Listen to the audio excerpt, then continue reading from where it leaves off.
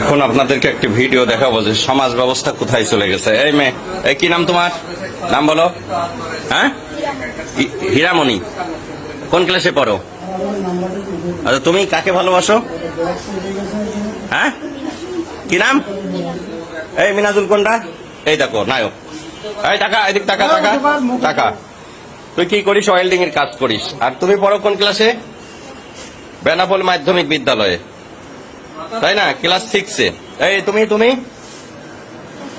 হ্যাঁ, এই মাথা ইয়ে করো। তোমার বয়স হাতে হয়নি। কি নাম তোমার? তুমি ক্লাস 6-এ পড়ো? 7-এ।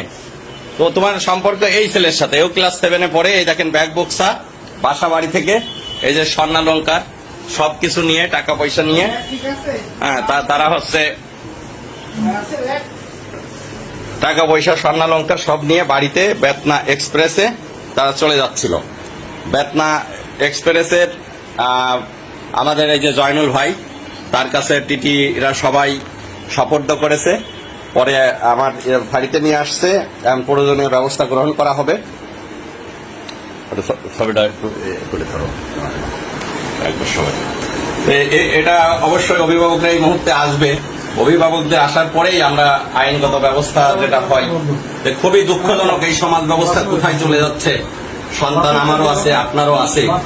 সন্তানদের প্রতি আসলে অভিভাবকদের খেয়াল রাখার পরেও সম্ভব হয়ে ওঠে না সবার। ওই একটা মেয়ের বাবা থাকে বিদেশ, আর এটা ক্লাস 7-এ পড়ে, তারা একই স্কুলে পড়ে, আর একটা ওয়েল্ডিং এর কাজ করে, খুবই অল্প বয়স্ক, যেটা মানে ভাবা যায় না। তারা অলরেডি বাড়ি থেকে পালায়ে তারা হচ্ছে এখন চলে যাচ্ছে।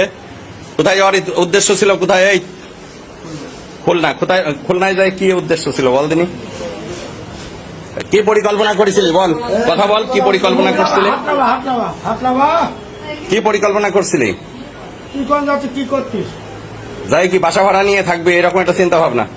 তোর বিয়ে হয়? তোদের বয়স হয়েছে? বিয়ে হইতো? বল।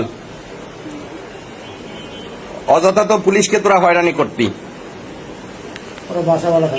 যাই হোক ভিউয়ার্স, এই হচ্ছে সমাজের অধঃপতন। ভালো থাকবেন সবাই। আসসালামু আলাইকুম।